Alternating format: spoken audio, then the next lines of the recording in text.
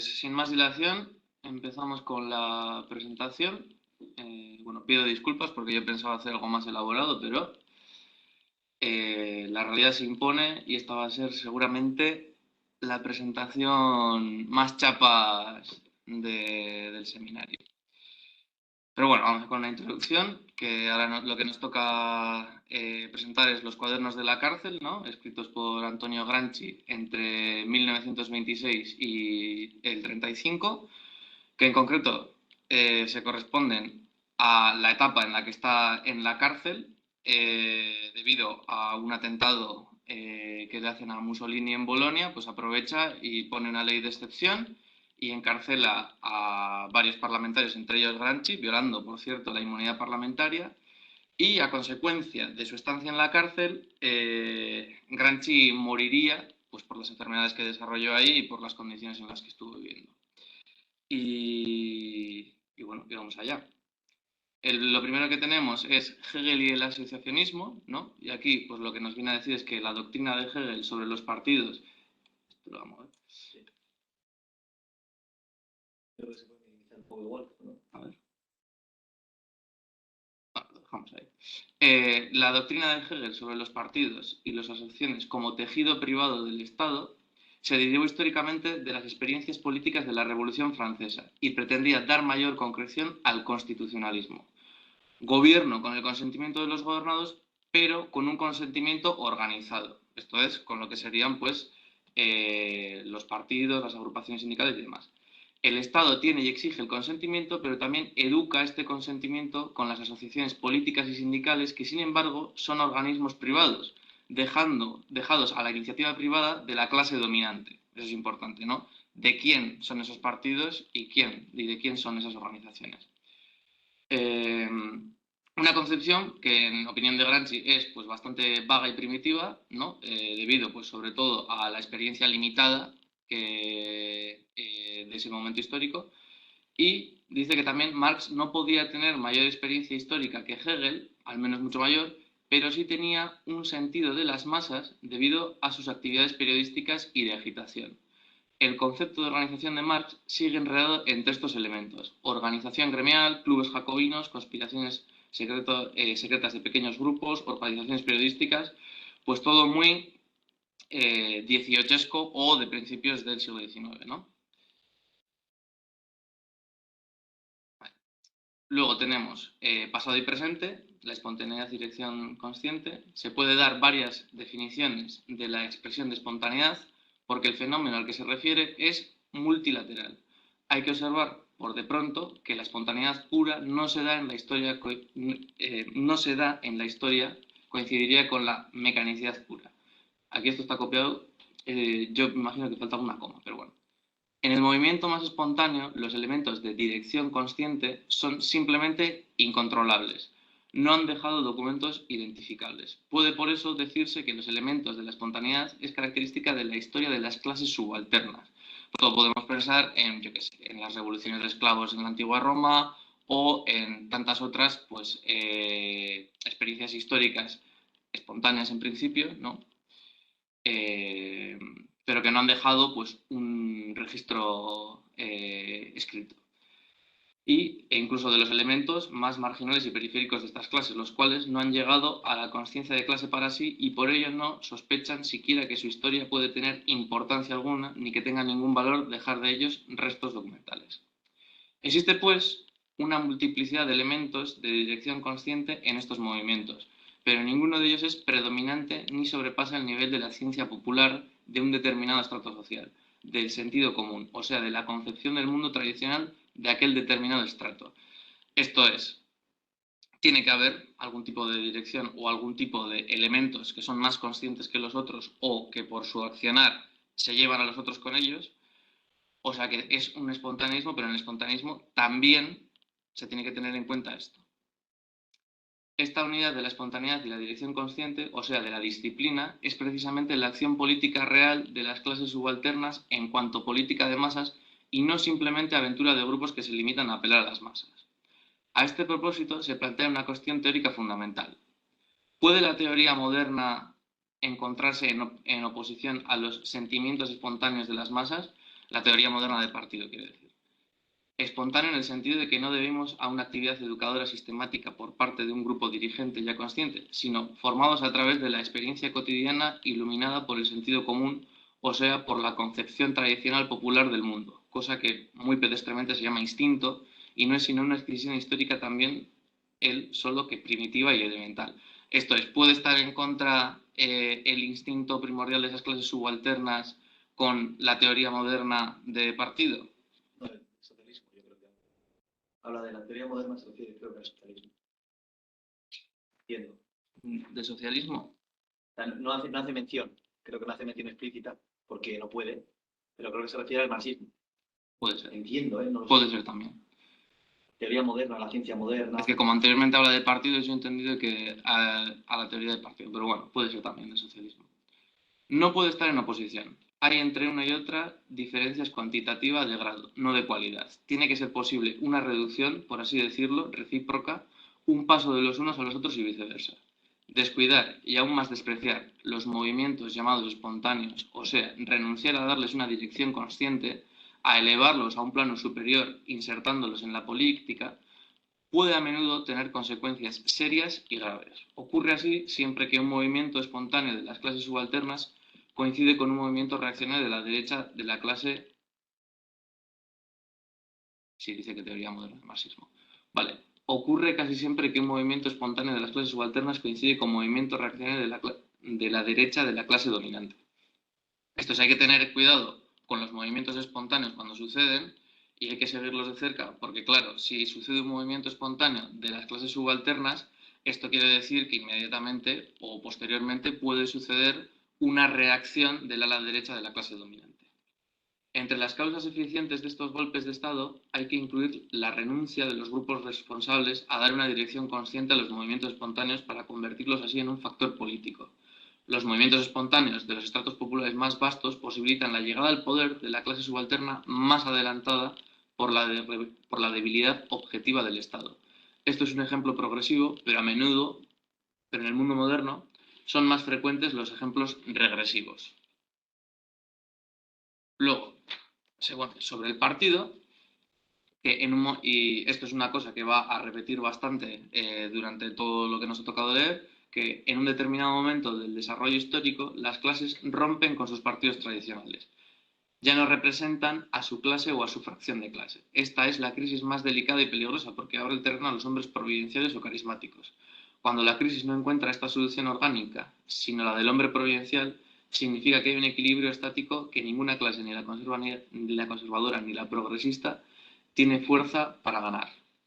Esto luego lo vuelve a mencionar más de una vez y lo amplía más. Así que luego lo explico más. Una de las cuestiones, luego se pone, intelectuales en los partidos políticos. Una de las cuestiones más importantes en relación con los partidos políticos es la de su actitud, actualidad o timing, es decir, cómo reacciona contra el espíritu de la costumbre y las tendencias a volverse anacrónicos y momificados. En esta búsqueda hay que distinguir el grupo social al cual pertenece el partido, la masa del partido, la burocracia del partido o el Estado Mayor. Esta última es la fuerza constitucionaria más peligrosa si se organiza como un organismo propio, unido e independiente. El partido acaba anacronizándose. Que esto es lo que sucede pues, en muchos casos,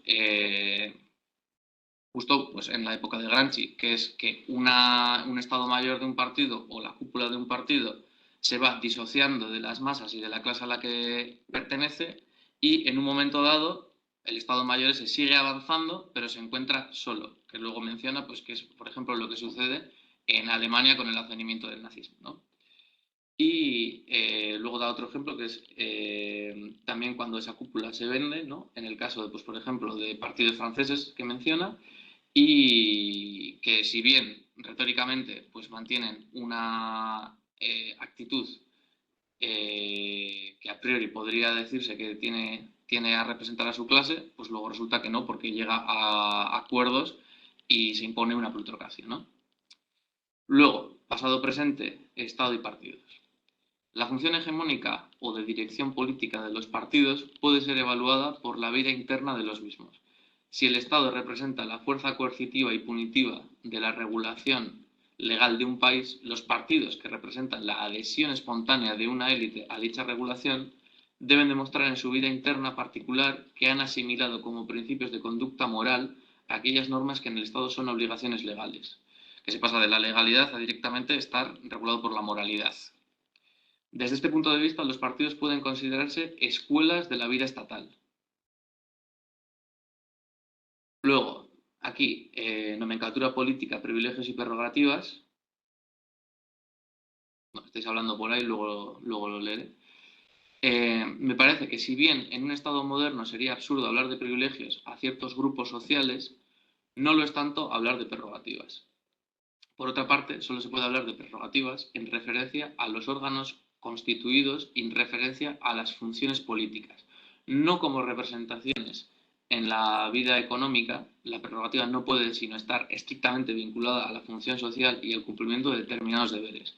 Por lo tanto, hay que ver si los privilegios no son más que prerrogativas degeneradas, es decir, envoltorios sin contenido social y funcional, beneficios mantenidos parasitariamente incluso cuando la función que los justifica había muerto o se había trasladado a un nuevo grupo social que entonces tenía la carga funcional sin disponer de los medios jurídico-políticos para realizarla regularmente.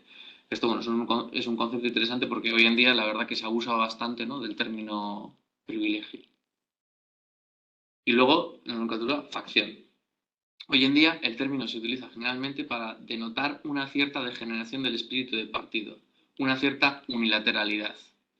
Facción indica el carácter de las luchas políticas medievales, exclusivistas, tendentes a destruir físicamente al adversario, no a crear un equilibrio de partidos en un conjunto orgánico con la hegemonía del partido más fuerte, etc.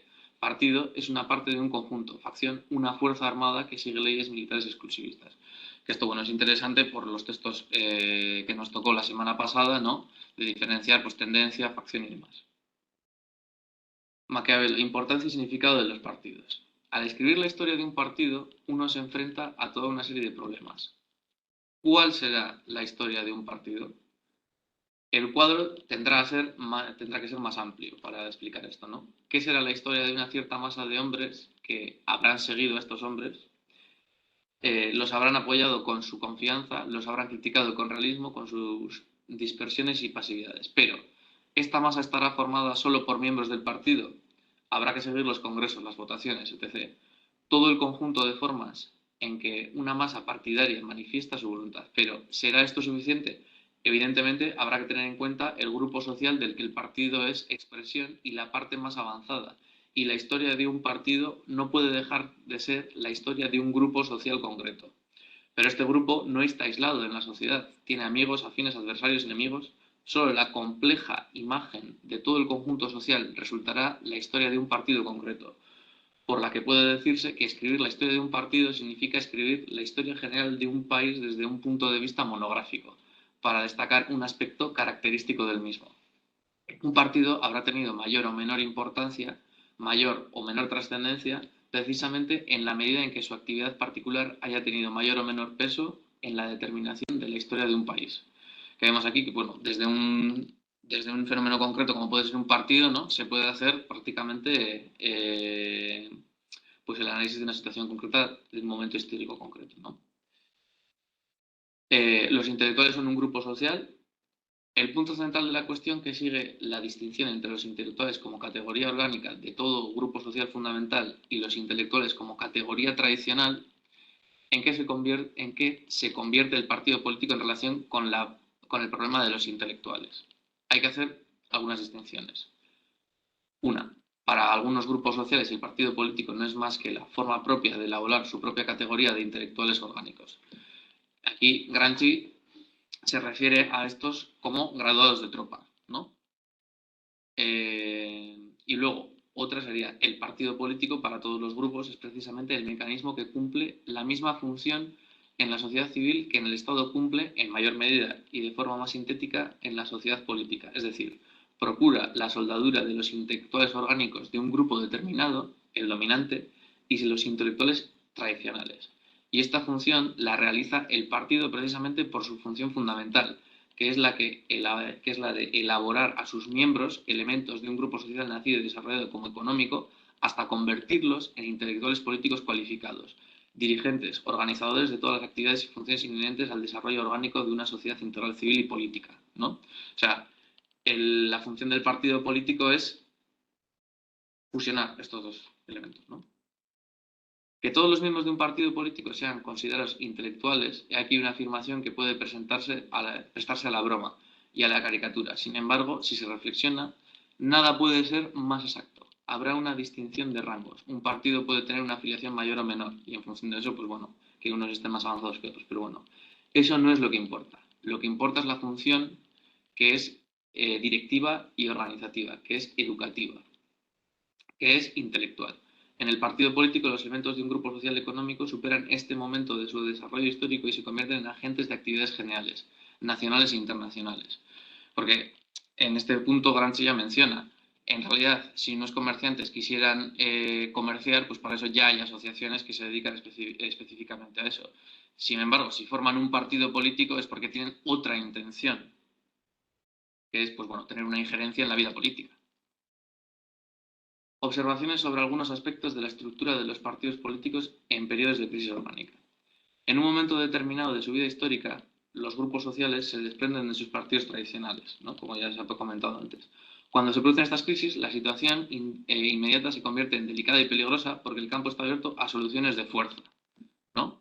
Pues bueno, que den un golpe de Estado, a que aparezca el hombre providencial y demás.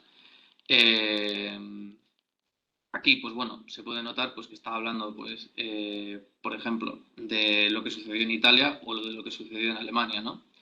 En cada país el proceso es diferente, aunque el contenido es el mismo. Y el contenido es la crisis de hegemonía de la clase dominante. Hablamos de crisis de autoridad, y esta es precisamente la crisis de hegemonía, o crisis del Estado en su conjunto. La crisis crea situaciones de peligro inmediato porque los distintos estratos de la población no tienen la misma capacidad para orientarse rápidamente y reorganizarse al mismo ritmo. Obviamente, la clase dominante tiene mucha más capacidad para reorganizarse en un momento de crisis y, de ser necesario, pues si su partido político pues ha colapsado, ha naufragado, lo que sea, montarse uno nuevo, pues con nuevos nombres y con nuevas siglas y todo lo que sea necesario, ¿no? Bueno, aquí recientemente en el Estado español pues se ha podido ver, pues, por ejemplo, con Ciudadanos, aunque bueno, se podría considerar que Ciudadanos ha cumplido otra función, no de sustitución, sino bueno, de airear a los otros partidos. Cuando la crisis no encuentra esta solución orgánica, sino la del carismático, significa que hay un equilibrio estático que ningún grupo, ni el conservador ni el progresista, tiene la fuerza necesaria para la victoria. Y que incluso el grupo conservador necesita un maestro, ¿no? El anteriormente mencionado, pues, hombre providencial.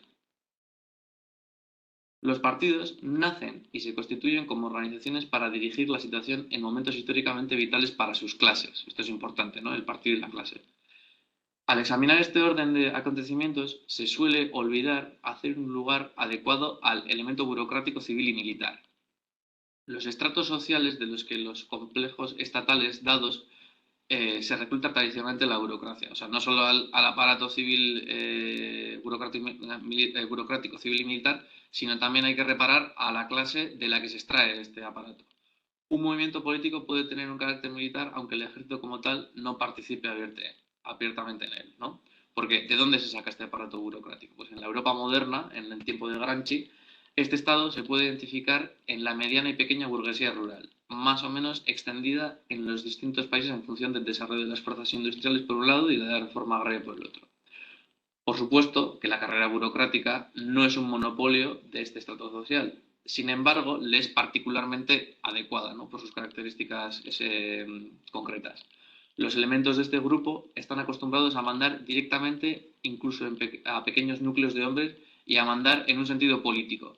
Porque según Gramsci, pues esta pequeña y mediana burguesía rural no tiene una función económica, ¿no? En el sentido moderno. Tiene una renta porque posee legalmente una parte del suelo nacional y su función es contender políticamente con el campesinado, contender, perdón, políticamente con el campesinado para mejorar su existencia, porque cualquier mejora en la posición relativa del campesinado sería catastrófica para su posición social.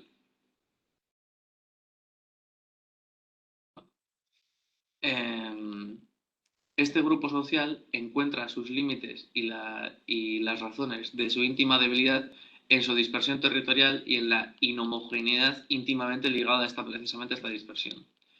La voluntad se resuelve hacia un fin, ¿no? Porque al final, al ser parte de una misma clase, pues tienden a un fin, pero es tardía y suele necesitar un largo proceso para centralizarse y organizarse políticamente. Sin embargo, se puede acelerar esta voluntad específica si coincide con la voluntad y los intereses inmediatos de la clase alta.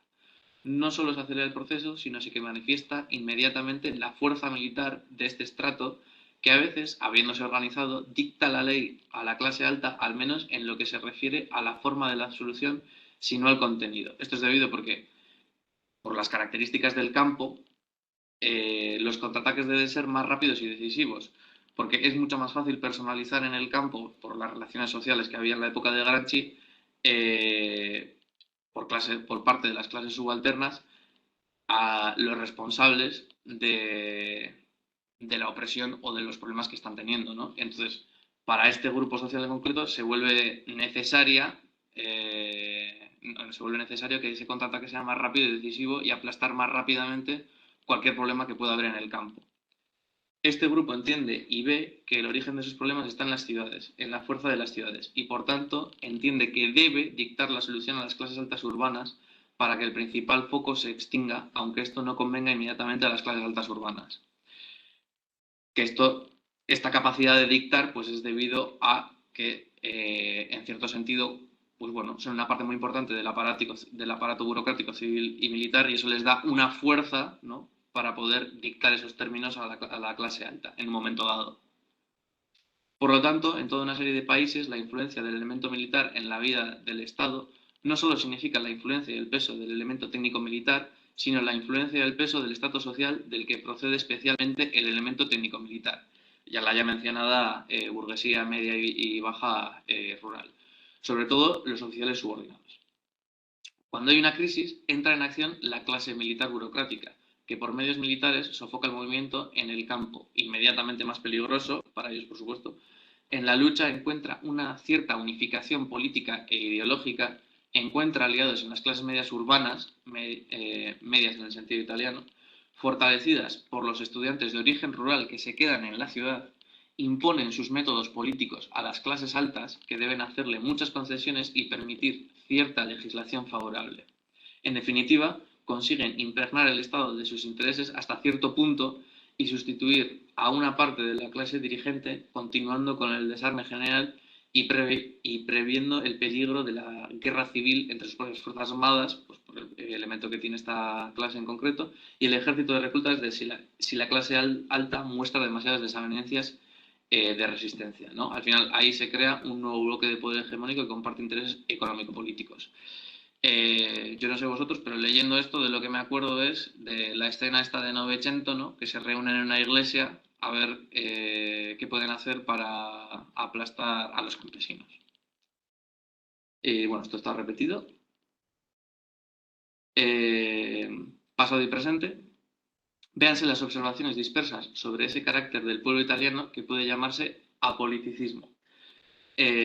Apoliticismo en el sentido, bueno, esto lo dice en concreto sobre la clase subalterna, porque en los estratos superiores y dominantes se corresponde a una forma de pensar que puede llamarse corporativista. Una variedad de este apoliticismo popular es la presimplicidad de la fisonomía de los partidos tradicionales, la presimplicidad de los programas e ideologías. Por lo tanto, también en la Italia ha habido un particular sectarismo, porque claro, si las amplias masas son apolíticas, entonces no se pueden basar los partidos o las organizaciones políticas en principios, sino más bien se basan en pasiones, que mencionamos, honor o lealtad personal y demás. Este apoliticismo, unido a las formas representativas, sobre todo en los órganos electivos locales, explica el deterioro de los partidos políticos que nacieron todos en el terreno electoral, ¿no? Estaba pensando en el caso de Italia, ¿no? Y por eso se explica, ¿no?, que pudieran ser sustituidos por, pues, por ejemplo, pues, por la organización fascista, porque no tenían mucho contenido ni mucho sustrato. Partidos políticos y funciones policiales. Es difícil descartar la posibilidad de que cualquier partido político de los grupos dominantes, pero también de los grupos subordinados, no cumpla también una función policial, es decir, la protección de un determinado orden político y jurídico. La función policial de un partido puede ser, pues, progresiva y regresiva. Es progresiva cuando tiende a mantener las fuerzas reaccionarias desalojadas dentro de la órbita de la legalidad y a elevar a las masas atrasadas al nivel de la nueva legalidad. Es regresiva cuando tiende a comprimir las fuerzas vivas de la historia y a mantener una legalidad anticuada, antihistórica y extrínseca. Cuando el partido es progresista, funciona democráticamente en el sentido de un centralismo democrático, y cuando el partido es regresivo, funciona burocráticamente en el sentido de un centralismo burocrático. Cuando se puede decir que un partido está formado y no puede ser destruido por medios normales. La cuestión de cuándo un partido está formada, es decir, tiene una tarea precisa y permanente, da lugar a muchas discusiones.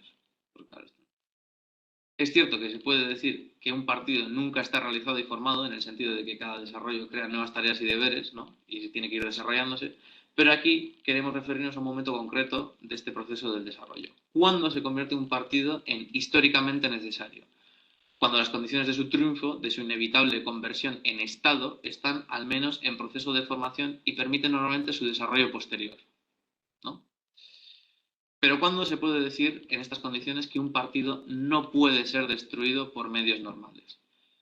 Para responder a esta pregunta hay que desarrollar un razonamiento.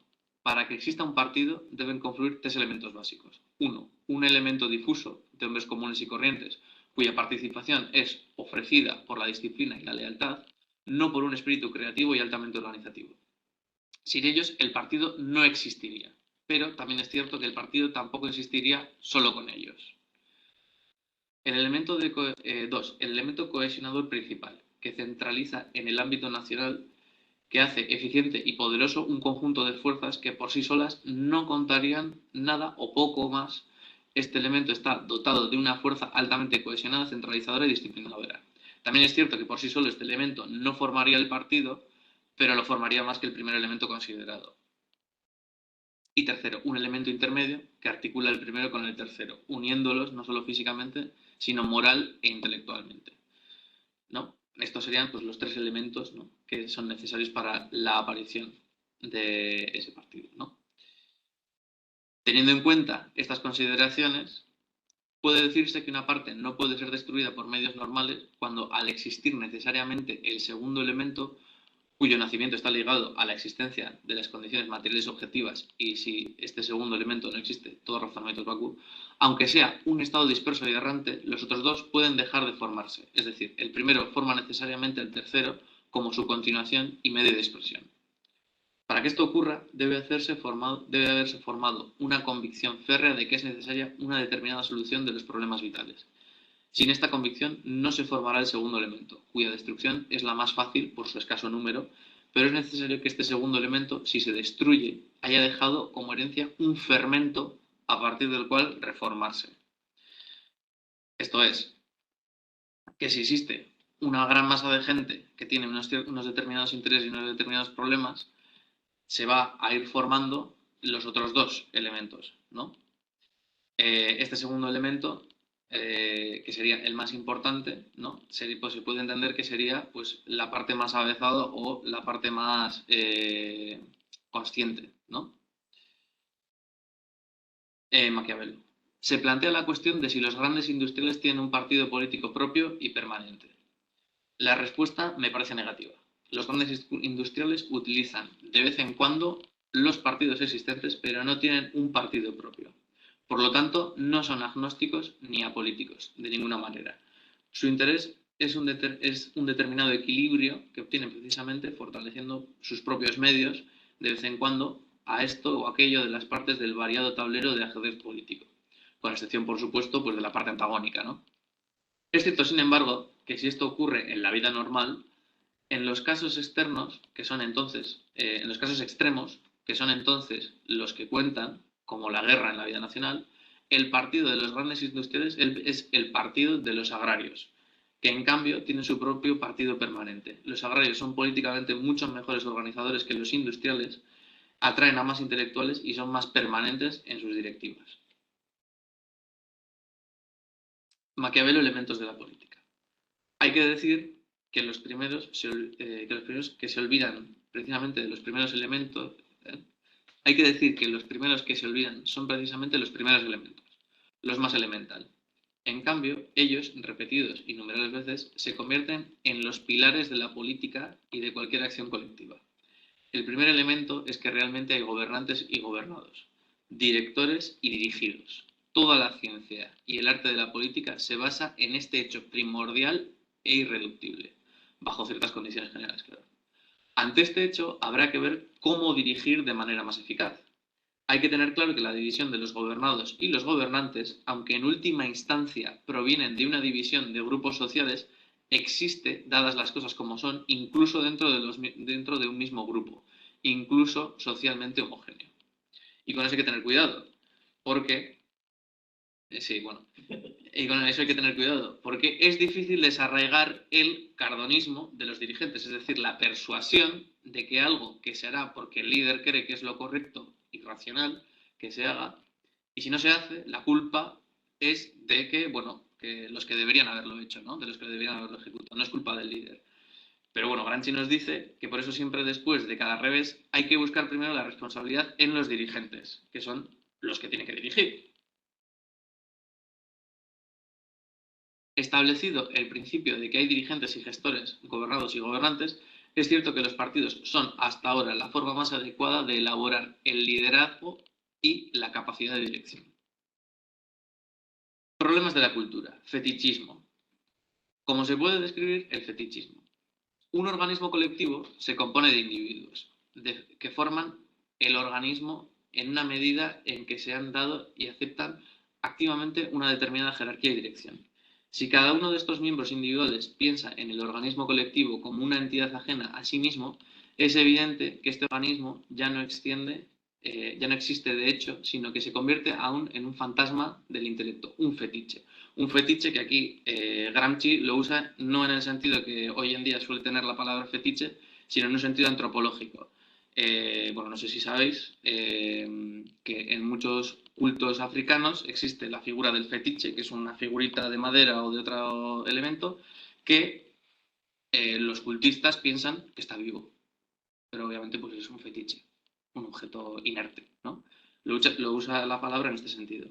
El individuo espera que el organismo haga, aunque no opere y no refleje, que precisamente porque su actitud es tan generalizada, el organismo es necesariamente inoperante.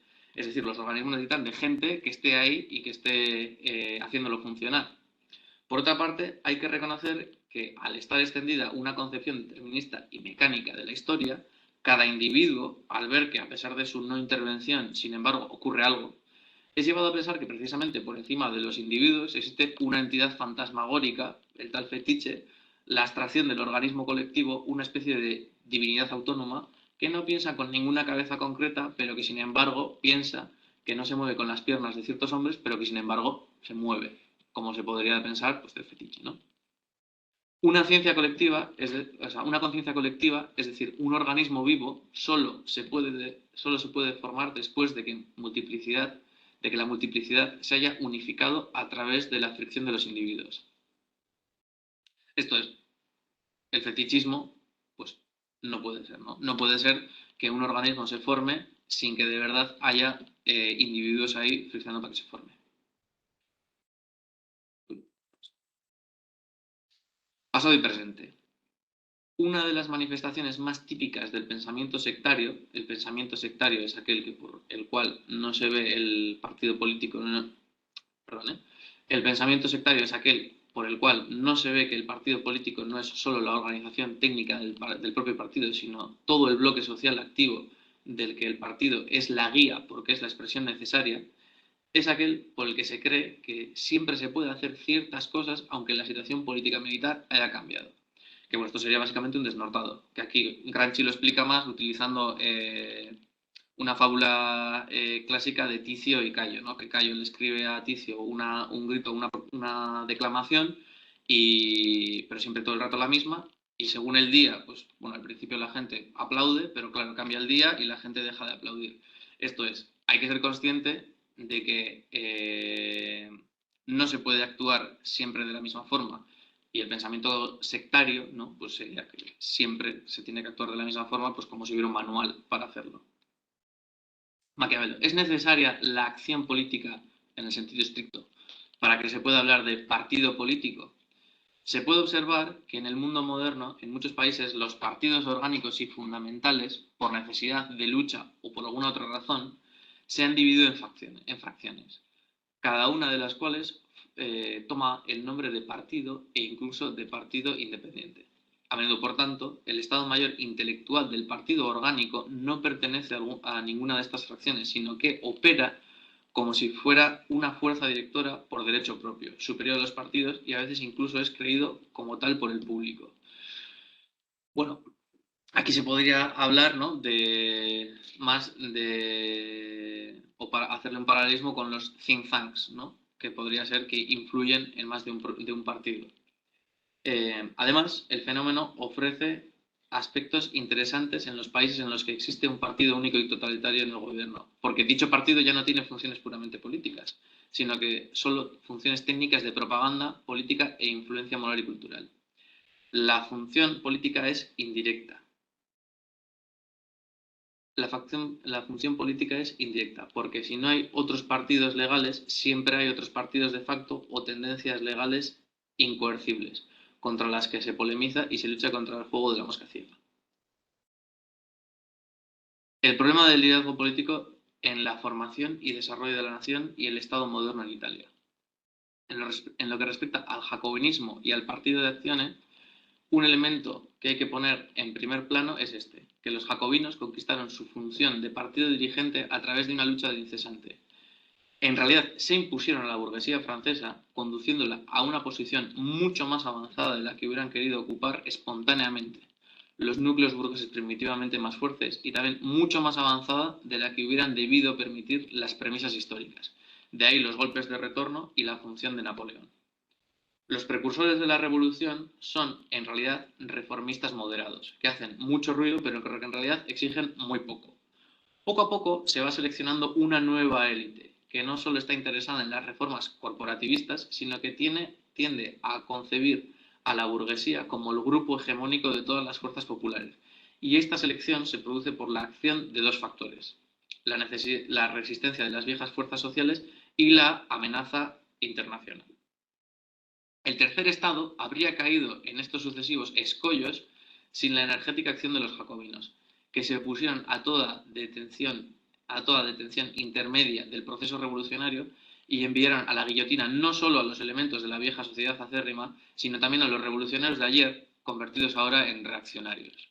Los jacobinos, por tanto, eran el único partido de la revolución en marcha. Representaban el movimiento revolucionario en su conjunto como un desarrollo histórico integral, porque representaban las necesidades también del futuro y, de nuevo, no solo de estos individuos particulares, sino de todos los grupos nacionales que debían asimilarse al grupo fundamental existente. Si es cierto que los jacobinos forzaron la mano, también es cierto que esto fue siempre en el sentido de un verdadero desarrollo histórico, porque no solo organizaron un gobierno burgués, es decir, hicieron de la burguesía la clase dominante, sino que hicieron más, crearon el Estado burgués, hicieron de la burguesía la clase nacional dominante y hegemónica, es decir, dieron al nuevo Estado una base permanente, crearon la compacta nación francesa moderna. La revolución había encontrado sus límites de clase más amplios. La política de alianzas y la revolución permanente había terminado por plantear nuevas cuestiones que no podían resolverse entonces. Habían desatado fuerzas elementales que solo una dictadura militar podía contener. En este caso, pues, la de Napoleón, ¿no? ¿Qué quiere decir, Gramsci, no? Pues que al final los jacobinos avanzan más de lo que hubieran podido por la situación histórica, y eso lleva a una regresión, ¿no? Y aparte que también menciona que, claro, los jacobinos en un cierto momento dado, en vez de contentar las demandas que les hacía la masa más amplia, bueno, pues deciden ponerse de parte de lo que viene siendo su clase, que es la burguesía. Y entonces la masa los abandona y por tanto también necesariamente caen. Lo que se refiere a que es la propia masa la que... O sea, los jacobinos llegan hasta el final de esa revolución burguesa, más allá de lo que hubiesen sido los límites normales impuestos en este caso por los girondinos, debido sobre todo a las Sí. circunstancias históricas, pero después la masa quiere ir más allá. Los Sí, jacobinos eso actúan es. precisamente como Sí, sí, freno. sí, a eso me refería. En concreto pone una ley. Sí, la asociación Eso, creo que es. eso es. Y que los jacobinos, pues bueno, al final pues, se ponen de parte de la burguesía. Y por eso mismo, pues la masa los abandona y por eso mismo, pues precisamente también es posible que caigan, porque si no les hubiera abandonado la masa. Ah, te había entendido que la masa abandonaba como los objetivos Ah, revolucionarios. no. Se quedaban solos con los objetivos revolucionarios jacobinos. No, la masa abandona a los jacobinos. Sí, abandona porque precisamente ya no Eso es representan porque. sus intereses. Eso es. Vale, sí. Bueno, sigue Joaquín poniendo cosas, luego lo leo, porque si no me voy a perder. Ah, está Joaquín. Sí. Luego tenemos la miscelánea, el poder indirecto, una serie de manifestaciones en las cuales la teoría y la práctica del poder indirecto de esfera de la organización eclesiástica y sus relaciones con los estados son aplicadas a la relación entre partido y partido, entre grupos intelectuales económicos y partidos, etc. ¿no? Bueno, hay poderes indirectos. La hegemonía y democracia, entre tantos significados de la palabra democracia, me parece que el más realista y concreto es el que se puede extraer en relación al concepto de hegemonía. En el sistema hegemónico existe democracia entre el grupo dirigente y los grupos dirigidos en la medida en que el desarrollo de la economía y por consiguiente de la legislación que expresan tal desarrollo favorece el pasaje molecular de los grupos dirigidos al grupo dirigente, que es lo que entiendo yo que hoy en día se llama el ascensor social, que dicen que se ha roto. Algunas causas de error. Un gobierno o un hombre político o un grupo social aplica una disposición política y económica. Se extraen de allí demasiado fácilmente las conclusiones generales de interpretación de la realidad presente y de previsión en el desarrollo de esta realidad. El gran político debe ser por ello cultísimo, es decir, tiene que estar enterado de lo que pasa, tiene que tener conocimientos vastos y tiene que ser capaz de interpretar la realidad y el momento político, ¿no? Y luego el partido político. Dijimos anteriormente que en la época moderna el protagonista del nuevo príncipe no podía ser un héroe personal como César Borgia, sino un partido político. Es necesario observar cómo en los regímenes que se presentan como totalitarios la función tradicional de la corona es en realidad asumida por un determinado partido, que es totalitario, precisamente porque cumple esta función. Con el partido totalitario, estas fórmulas, las de arbitraje y neutralidad, que pues tradicionalmente asume pues, un presidente o un rey, en el caso de Italia, en el Granchi, pierden significación y son menospreciadas por consiguiente las instituciones que funcionan en el sentido de tales fórmulas. Y aparte son absorbidas por el partido totalitario. Dichas funciones pasan a ser absorbidas por el partido totalitario que exaltará el concepto abstracto de Estado y tratará de diversas maneras de dar la impresión de que la función de la fuerza imparcial es activa y eficaz, que son ellos. Y hasta aquí. Porque el resto está repetido. Entonces, bueno, pues como veis, bueno, es un material muy ecléptico. Bueno, aparte que se podría hablar mucho, ¿no?, de las ediciones y de lo que se ha editado y se ha dejado de editar. Pero bueno, esto es lo que viene a referirse a la cuestión del partido. Y ahora vamos a ver qué habéis ido escribiendo, porque yo la verdad que no os he hecho ni caso. ¿A dónde está este cacharro? No, está ahí, pero tienes que salir. Para salir de ahí, tienes que darle arriba. En estar compartiendo. No, en la que estaba. Es verdad, de tener. Sí, ya está. Ahí está, vale. A ver, ¿qué habéis dicho? Muchas cosas. Demasiadas. Problema, vale. Sí, no sé qué tal, perfectamente. La parte del fetichismo cambia. ¿Qué? Vale. Sí, es correcto, vale. Teoría moderna es marxismo, una de las condiciones de los cuadernos. Vale, bien. Sí, ahí yo la verdad que, claro, como anteriormente estaba hablando de partidos y asociaciones así, he asumido incorrectamente que se refería a la teoría del partido. Bueno. Equilibrio estático, uno de los conceptos clave de Gramsci. Actualidad del partido, otro concepto relevante. Todos los miembros del partido son intelectuales. Que todos los partidos sean intelectuales, concepción Sí. clara de los cuadros del partido. Eso es muy interesante. Sí, hombre, pues al final, porque claro, pues como dice él, ¿no? Al final, si pues, los fruteros quisieran, bueno, no sé, ya tienen asociaciones de empresarios y demás. Si los fruteros montan un partido es pues porque quieren todos los que están dentro del partido, pues influir en la vida política. Crisis de hegemonía. A ver, orgánico. Crisis de hegemonía, consentimiento, cesarismo, bonapartismo, coyuntura estratégica, nuevo bloque histórico, homogéneo, sin contradicciones internas, que lejos que dice Gramsci de las interpretaciones visuales, por ejemplo, de la noción de bloque histórico, pocos autores tan mistificados como Gramsci, dice aquí. Partido orgánico se refiere a partido de clase. Sí. Bueno, sí, igual me equivoco en un momento. Realistas maquiavélicos, lo que debe ser el nuevo partido orgánico dirigido por la nueva élite de cuadros intelectuales. El nuevo príncipe creo que se refiere al partido de nuevo tipo. Sí, al Partido Comunista, sí. Sí, efectivamente. Eso lo dijo alguien el otro día. Sí, Tiene sentido. sí, sí, sí. Ya no puede ser un héroe, ¿no? Ya no puede ser César Borgia. Vale, y ahora pues si queréis una ronda de intervenciones, más observaciones o lo que sea, yo me voy a silenciar.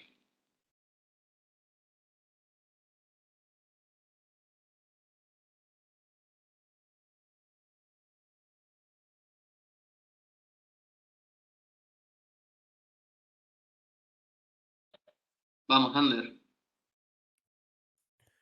Yo por comentar una cosa de este texto que me ha parecido bastante interesante, entre otras, es que en la página 33 de las que están a pie de página del PDF, en el último párrafo, o sea, bueno, empieza diciendo, no, pues no se puede estar en oposición, hay entre una y otra diferencia cuantitativa, haciendo referencia precisamente a si la teoría moderna, es decir, el marxismo, puede encontrarse en oposición con los sentimientos espontáneos de las masas. Y dice, bueno, pues de grado no de cualidad tiene que ser posible una reducción, por así decirlo, es recíproca, un paso de los unos a los otros y viceversa. Luego, pues bueno, dice no sé qué de Kant y la Sagrada Familia. Y luego dice una cosa que aquí subraya, bueno, que se ha comentado en el texto, pero, o sea, en la presentación, pero por remarcar porque me parece importante, que es descuidar y aún más despreciar los movimientos llamados espontáneos, o sea, renunciar a darles una dirección consciente sobre todo esto, subrayarlo, yo lo subrayaría, a elevarlos a un plano superior, insertarnos a la política, puede a menudo tener consecuencias serias y graves. Ocurre casi siempre que un movimiento espontáneo de las clases subalternas coincide con un movimiento reaccionario de la derecha de la clase dominante, y ambos por motivos concomitantes, por ejemplo, una crisis económica, bla, bla, bla, determina descontentos de las clases subalternas y bla, bla, bla, bla, bla. Y luego sigue diciendo, entre las cosas eficientes de estos golpes de Estado hay que incluir la renuncia de los grupos responsables a dar una dirección consciente a los movimientos espontáneos para convertirlos así en un factor político positivo. Y luego pone el ejemplo de las vísceras sicilianas. O sea, aquí evidentemente él está haciendo referencia a, pues, al caso italiano con pues, el fascismo y etcétera, etcétera, y el surgimiento del fascismo y así. Pero también el descuidar a los movimientos llamados espontáneos y renunciar a darles una dirección consciente, a mí hasta cierto punto me parece que también puede ser aplicable a el hecho de movimientos que pues igual a lo mejor no son correspondientes directamente a una clase social homogénea, como podrían ser pues igual las expresiones espontáneas pues de, yo qué sé, de los campesinos, pero me parece que se puede aplicar también, por ejemplo, a los movimientos políticos, entre comillas, articulados hoy en día. Véase, pues el movimiento político pues más directo que se puede ver en ese ejemplo, pues puede ser el sindicalismo burdo, pero eso, o sea, no es ninguna novedad en ese sentido, pero también creo que me parece que se puede aplicar a otros movimientos, como yo que sé, pues por ejemplo, pues los movimientos ecologistas, los feministas, los movimientos, pues, LGTBIQ o como se quiera decir, y ese tipo de movimientos. Y me parece bastante importante, pues, eso que subraya, pues Gramsci, que es en plan renunciar a darles una dirección consciente, que es lo que él llama, pues, descuidar a los movimientos espontáneos, que evidentemente pues estamos en otra etapa, ¿no? Pero me parece importante tenerlo en cuenta. Sí, yo también estoy de acuerdo. La verdad que, hombre, al final la ambición del partido debería ser, bueno, tener éxito, ¿no? En todos los sentidos, pero de mientras, hombre, no puede renunciar a tratar de influir en cualquier tipo de movimiento, por muy espontáneo que sea, y tratar de darle una dirección y un contenido, bueno, acorde a sus intereses de partido.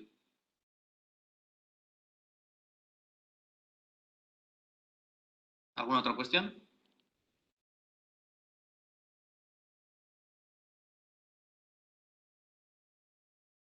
A ver, Joaquín.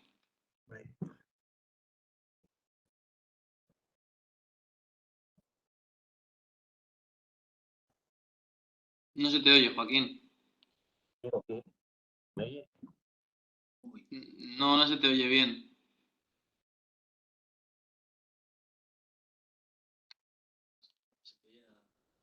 ¿Ahora sí me oye? Sí, A ver. sí, ahora sí. Bien, Creo. y digo que no creo que se puedan denominar movimientos espontáneos al movimiento ecologista o al movimiento feminista. Esos son en todo caso movimientos sectoriales, etcétera. Movimientos espontáneos, en nuestro contexto, sería el 15M, por ejemplo, o las movilizaciones de agricultores contra la política agrícola común, u otros. Eh, em, y en cierto sentido podemos decir que en ese caso Podemos ha respondido a este párrafo, es decir, ha intentado orientar en una dirección específica, en una dirección consciente, intentar elevándolo a ese movimiento fundamental, al movimiento espontáneo más importante que ha habido en los últimos años, que sería el movimiento 15M. Pero lo ha hecho Podemos, que como sabemos no es un partido que tenga, que responde más bien a un modelo maximalista, o como de los que habla Gramsci, o reformista, como lo queramos llamar. Pero otros renunciaron a tener esa influencia. Bueno, y lo que hicieron fue criticar por su apoliticismo o su apartidismo, o por su anarquismo al movimiento 15M. ¿eh? Yo creo que eso fue una ventana de oportunidad, como movimiento espontáneo. Digamos, como un movimiento espontáneo fuerte, que tenía una trascendencia. Otros más locales, pues hay todos los años. Movimiento espontáneo sería la lucha con el movimiento eh, por la sanidad pública, el movimiento contra los desahucios. Eso sí serían movimientos espontáneos. ¿eh? Y otros de un carácter ideológico más ambiguo, que precisamente por abandonarlos, pues terminan cayendo en manos de las fuerzas reaccionarias, que también se movilizan en esas coyunturas, como dice Gramsci, ¿no? Como pudieran ser movilizaciones de transportistas, de los agricultores mismos, que terminan eh, siendo orientados por la derecha.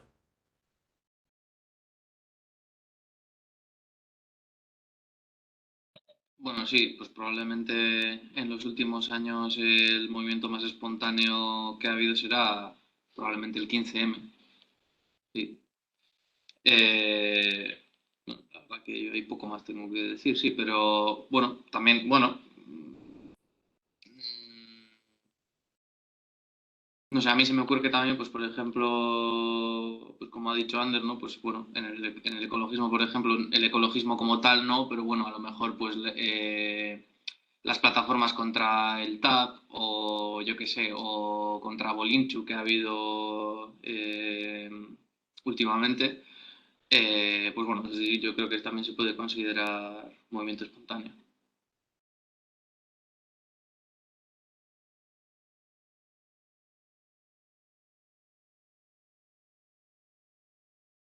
Os comento yo alguna cosa. Vale. Sí, se me oye. A ver. Se me oye, ¿no? ¿Se oye? Sí, sí. Vale. Yo Bueno, varios comentarios. En primer lugar, sobre el párrafo que ha citado Ander, pero bueno, un poco más corto. Dice Gramsci que entre la teoría moderna y los sentimientos espontáneos de las masas hay una diferencia cuantitativa de grado, no de cualidad, y que tiene que ser posible una reducción, un paso de la una a la otra.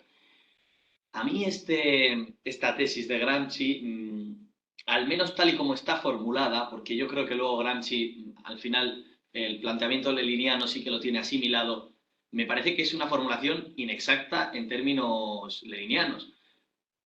Para Lenin entiendo que sí que hay una diferencia cualitativa, el salto entre la espontaneidad y la conciencia, y que la conciencia y la espontaneidad luchan. Es decir, Lenin habla explícitamente en el quehacer de combatir la espontaneidad. Ese combate contra la espontaneidad implica que en esa lucha surja algo nuevo, que se transforme ese movimiento espontáneo en un movimiento revolucionario. No se trata simplemente de elevarlo, no se trata simplemente de seguir alimentándolo, por así decirlo, ¿no? Entonces, yo creo que aquí eso de que no hay una diferencia de cualidad puede malinterpretarse. Ya digo que creo que Gramsci no está en esto. Evidentemente, Gramsci no es partidario de Raucheye, Dielo y todas estas corrientes que vimos durante el quehacer, ¿no? Luego, el segundo comentario, breve, me ha parecido bastante interesante precisamente lo que ha dicho Gramsci de que todos los miembros de un partido político son intelectuales, como ya ha apuntado Joaquín, y creo que muy acertadamente, diciendo que esto es básicamente la construcción de un partido de cuadros porque cuadros, o sea, por intelectualidad, también lo aclara Gramsci, no debemos entender simplemente una actividad puramente educativa, sino directiva y organizativa. El cuadro como dirigente, tribuna del pueblo, etcétera, ¿no? Yo creo que en la línea también de la mejor tradición leninista. Y siguiendo también en esta línea, aunque igual, yo creo que también Gramsci, ya lo dije el otro día, es bastante críptico, está obligado a serlo, pero creo que tiene algunos brotes que son bastante identificables con conceptos clásicos. Por ejemplo, en Maquiavelo, cuando se puede decir que un partido está formado y no puede ser destruido por medios normales, dice en la página 54-55 del PDF, no de, vale, del PDF, dice que que exista un partido deben confluir tres elementos, como ha comentado el compañero. Dice hombres comunes, elemento cohesionador, dirigentes intelectuales y elemento intermedio. Elemento intermedio que, digamos, surge, dice, el primero forma necesariamente el tercero como sí, continuación y su medio de expresión. Bueno, pues si vamos a Lenin, a una tendencia retrógrada de la socialdemocracia rusa de 1899, prácticamente, bueno, también si vamos a Kautsky, por otro lado, vemos que se trata de los anillos concéntricos de conciencia que va a emplear en estas obras Lenin. Por una parte, tenemos a esa intelectualidad socialista, que es el elemento número 2, que centraliza en el ámbito nacional, etcétera, los revolucionarios profesionales, prácticamente, también otro tipo de revolucionarios. Después tenemos el tercer elemento, que es el elemento intermedio, que sería esos obreros avanzados que articulan precisamente a los dirigentes con el primer nivel, que son los hombres comunes, y de los cuales surge de forma natural esos elementos avanzados, o sea, es decir, esos obreros avanzados. Lo fundamental para Gramsci, también como Lenin, es evidentemente el segundo elemento, el elemento directivo. Lo otro es, quiero decir, el resto de elementos están desperdigados siempre por la realidad. Los obreros y los obreros avanzados, en mayor o menor medida. La clave es el elemento directivo, la clave es la conciencia. Y a partir de ahí empezamos a construir. O sea, a mí me parece que esto es fundamental, ¿no? Y ya para terminar, otra también, yo creo que muy clave, otra de las tesis claves de Gramsci es el de Maquiavelo, Elementos de la Política, el del arte de la política, primero diciendo de forma, implícita, entiendo yo, que la política desaparece. La política no es algo eterno, la política desaparece en el comunismo. ¿Por qué? Porque la política es el arte de saber, digamos, desenvolverse entre los gobernantes y los gobernados, es decir, el arte del gobernante para gobernar a los gobernados. Dice que esto no es eterno, que es fruto de unas condiciones históricas determinadas y que además la posición que se adopte en torno a si esto es eterno o no es eterno diferencia claramente las tendencias. A mí eso me parece fundamental. Y luego dice también que, por cierto, dentro de un grupo homogéneo, por ejemplo el proletariado, existen diferentes niveles y que no son niveles técnicos, que son fruto de la división social del trabajo. Esto es fundamental. ¿Por qué? Porque si son niveles técnicos, pues bueno, podemos dejar que se perpetúen, que se reproduzcan. Pero él nos está diciendo, no, es que esto es fruto de una división social del trabajo, de la existencia de diferencias entre gobernantes y gobernados, y debemos tender a abolirlo. Y de aquí, por cierto, la importancia o el énfasis que ha hecho anteriormente la construcción de cuadros. ¿Qué significa la construcción de cuadros? La construcción de cuadros es la abolición de los gobernantes y los gobernados, porque es la elevación de crecientes capas de la masa o de los obreros avanzados a posiciones dirigentes. Hasta que todo el mundo sea un dirigente, y cuando todo el mundo es un dirigente, ya nadie es dirigente. Es decir, está generando las condiciones, los embriones del comunismo. El Partido Comunista como tal es un embrión de la sociedad comunista en este aspecto, ¿no? Y luego también, por último, en este mismo apartado fundamental, que dice que la responsabilidad, primero de todo, hay que buscarla en los dirigentes. Y esto, por supuesto, está relacionado con también la construcción concéntrica desde arriba. Es decir, si algo fracasa y estamos hablando de que el movimiento debe construirse desde la conciencia, quienes más responsabilidades tienen a la hora de que el movimiento fracase es precisamente aquellos que han delineado las líneas maestras, las tácticas, las estrategias, las maniobras para que ese movimiento sea consumado con éxito. En ese caso, si no se logra esto, la mayor responsabilidad, lo que no quiere decir que toda la responsabilidad recae sobre los organismos superiores, que son los que tienen que hacer autocrítica. Y esto no solo a nivel moral, sino también porque ellos son los que mayor capacidad de autocrítica tienen. Porque son los que se han elevado a la comprensión del movimiento histórico, son los que delinean las tácticas, son los que intelectualmente están más avanzados. Por lo tanto, eso de acusar a las masas y es que las masas son tontas y es que ese paternalismo no casa nada bien con una comprensión leninista o gramsciana del Partido Comunista, ¿no? Entonces, eso. Y luego, por último, nada, que me he acordado, eso de que el movimiento espontáneo no es el sindicalismo o no es el movimiento feminista, bueno, eso será según los términos vulgares o de sentido común que se utiliza, o sea, por los que se identifica el espontaneismo, pero para la concepción leninista, efectivamente, esos son movimientos espontáneos, porque para Lenin todo movimiento que no está dirigido por la socialdemocracia o por el comunismo, es decir, todo movimiento que no es consciente, es un movimiento espontáneo. Espontáneo en el sentido en el que no reconoce el antagonismo de clases, y en este caso no reconoce el antagonismo, básicamente, como dice en el quehacer, entre el Estado y el proletariado. Por lo tanto, sí que se puede considerar un movimiento espontáneo, no consciente como tal, ¿no? Entonces, esto es la formulación leniniana. Luego, ya te digo, la formulación de sentido común es que espontáneo es no planificado. Evidentemente, no hay nada no planificado, por otro lado. Yo también lo intenté trasladar eso en la presentación que hice con Lenin. No hay nada no planificado, todo está planificado. Una huelga está planificada, lo que no quiere decir que no sea espontáneo. Víctor, ¿qué es para contestar, Adrián. Vale, perfecto. Empiezo por lo último. Creo que no has entendido lo que quiere decir Gramsci con espontaneidad. Y de hecho, Gramsci dice que evidentemente los movimientos espontáneos sí tienen una conciencia detrás. Lo que pasa es que habla que esa conciencia pues, es inconsciente de sí misma. Es decir, habla de sujetos que actúan de forma caótica y que, bueno, pues en última instancia no cuentan con una organización suficiente como para constituirse como una organización política pues más, vamos a decir, profesionalizada. Entonces, sí, lo tienes en las primeras páginas, ¿no? de estos cuadernos de cárcel que nos ha tocado leer aquí. Entonces, no es lo mismo el carácter espontáneo que mencionas de Lenin que el carácter que menciona Gramsci, pero Gramsci no es ajeno a esta realidad de que no hay nada espontáneo, ¿vale? Es algo que él mismo comenta. ¿Cuál es la diferencia? Pues evidentemente aquí en Gramsci espontáneo aparece como un movimiento que carece de esa conciencia de sí mismo y de esa profesionalización, mientras que en Lenin espontáneo tiene un carácter más político en el sentido de que tiene pues ese, ¿cómo decirlo? Ese economicismo, ¿no? Que veíamos en el quehacer, esa actitud de no ir más allá en ciertas medidas políticas, aunque luego sea capaz de organizarse profesionalmente. Entonces, aquí espontáneos tiene significados diferentes, ¿vale? Entonces, cuando estamos hablando de espontáneo en Gramsci, estamos hablando precisamente de eso que tú mencionabas del sentido común, de esa falta de organización, de esa falta de disciplina, no tanto de esa falta de objetivo político, ¿vale? Evidentemente, si no hay profesionalización, es difícil que haya un objetivo político claro y, por lo tanto, están relacionados igualmente.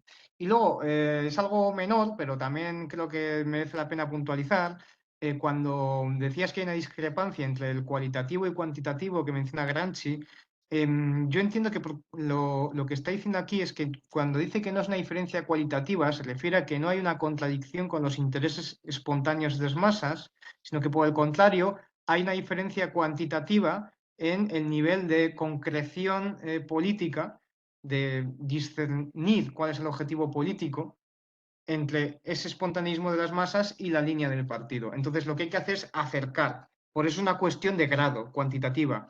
Evidentemente, como tú bien dices, si nos metemos más a la filosofía y demás, veremos que el gradualismo, esa característica cuantitativa, se termina por convertir en cualitativa. Entonces, unas masas que se mueven en este sentido gramscianamente, espontáneamente, si se profesionalizan, si se organizan en el tiempo, etcétera, gradualmente irán creciendo hasta constituirse en partido político, que es precisamente, por cierto, lo que decía Gramsci. Entonces, ahí sí que habría un salto cualitativo y sí que podemos entender que igual el redactado podía haber sido mejor para no, digamos, crear esta aparente contradicción, digamos, con la teoría filosófica marxista.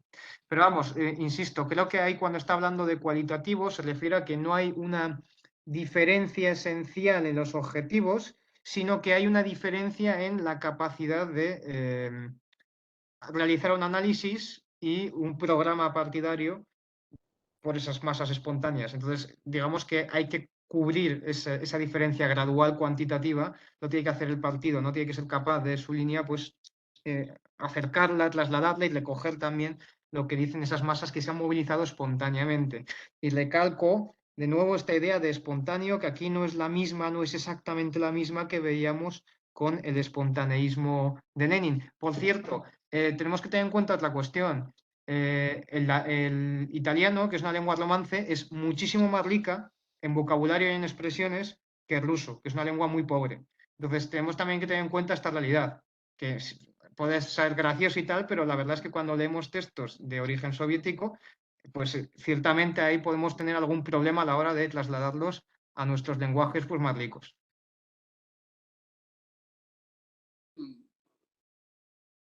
Yo sí, yo no creo que exista una distinción muy clara entre cómo entiende espontaneidad Gramsci y cómo la entiende Lenin, porque aquí dice, existe una multiplicidad de elementos de dirección consciente de los movimientos espontáneos. Esto Lenin directamente dice que es cierto, porque lo espontáneo es el embrión de lo consciente. Eso lo dice él mismo cuando habla, por ejemplo, de cómo se pasa de las huelgas completamente primitivas en las que se destruía maquinaria a principios de los años 90 en Rusia, se pasa al movimiento huelguístico masivo con cierta conciencia ya de intereses antagónicos entre empresarios y proletarios, y que eso evidentemente implica ya cierta dirección consciente, es decir, cierto instinto, una suerte de dirección, por así decirlo, ¿no? Pero cuando Gramsci utiliza y opone, o sea, lo que Gramsci opone a los sentimientos espontáneos de las masas, es decir, a ese instinto, a ese sentido común, es la teoría moderna, es el marxismo. La conciencia para Gramsci es el marxismo. Otra cosa es que existan, evidentemente, elementos de conciencia dentro de la espontaneidad. Eso es evidente. Existen ciertos elementos de conciencia. Eso nadie, no lo niega Lenin tampoco. Pero a lo que le opone realmente es a la teoría moderna, al marxismo. Y el problema viene de que diga que no existe una diferencia de cualidad entre la ciencia socialista, que ha nacido de los intelectuales, como diría Lenin, y el movimiento espontáneo, que también se va haciendo parcialmente consciente. Porque no ver que existe una contradicción precisamente entre ambos puede acarrear ciertos problemas, porque esto es básicamente la teoría socialdemócrata del despegue, de que a partir del movimiento obrero espontáneo se va a tender, simplemente con la introducción de la conciencia socialista de forma prácticamente mecánica, porque digamos que es la que mejor expresa sus intereses y ya está, al socialismo. Pero yo creo que Lenin ahí, al hablar de combatir la espontaneidad, está dando un paso más allá. Pero bueno, yo, como ya he dicho en esto último, me parece que es algo terminológico, porque yo creo que Gramsci entiende perfectamente esta diferencia, ¿eh?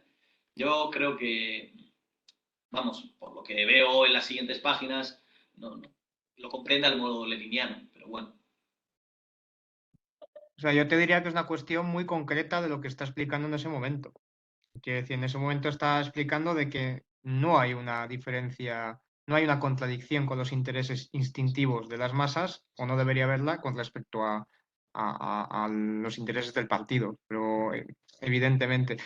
No obstante, sí que creo que hay un pero en lo que dices tú, y es que em, tal y como yo lo comprendo en la versión leninista, em, una actitud espontánea puede ser consciente de su espontaneísmo también. Igual no es consciente del papel que tiene que jugar la clase obrera en el devenir histórico, pero sí es consciente de pues, los privilegios que puede obtener la clase obrera por el mero sindicalismo y economicismo. Entonces, creo que hay un tipo de conciencia diferente. No sería la conciencia, vamos a decir, más política de una clase obrera, y otra es una conciencia corporativista que se adapta al régimen en el que se mueve esa clase obrera o esos segmentos de la clase obrera, mejor dicho, en un momento específico. Sí, sí, sí, conciencia sindical. O sea, lo que Lenin habla de conciencia sindical.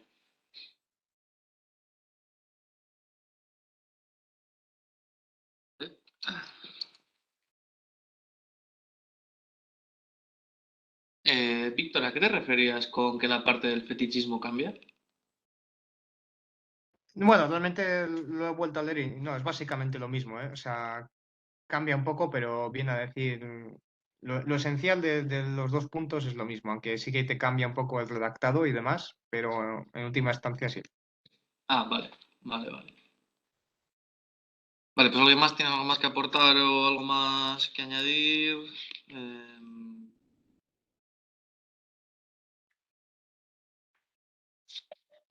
Yo, si queréis, aprovecho a recomendar que hay una película italiana llamada Los días de cárcel, que recoge precisamente la experiencia de Gramsci en la prisión fascista. La tenéis en YouTube en italiano, pero subtitulada. La pasaré por el grupo, por si alguien quiere ahondar en estas experiencias.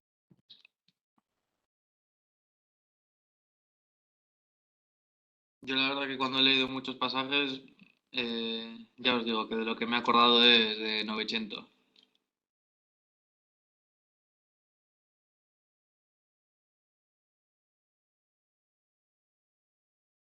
Bueno, pues si nadie más tiene nada más.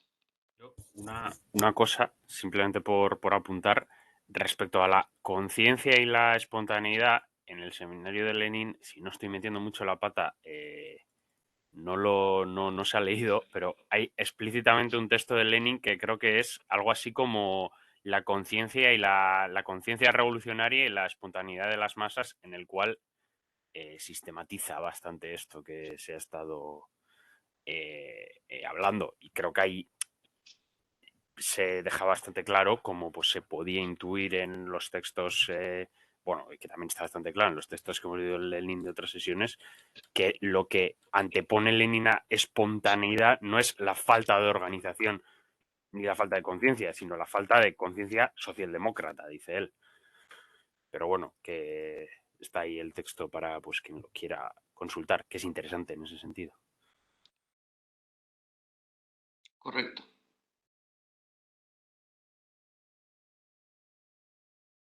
Bueno, pues en la siguiente sesión nos toca Mao.